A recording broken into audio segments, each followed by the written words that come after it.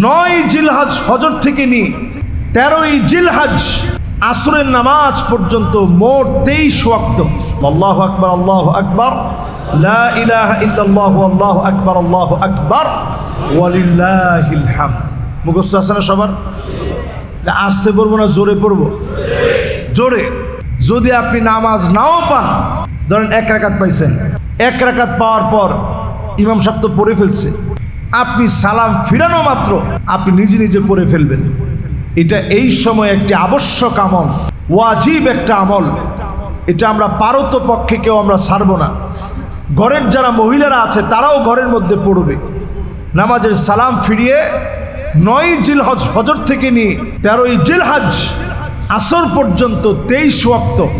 আল্লাহু আকবার, আল্লাহু আকবার, লা ইলাহা ইল্লাল্লাহু, আল্লাহু আকবার, আল্লাহু আকবার, ওয়ালিল্লাহিল হামদ পড়ার চেষ্টা করবেন।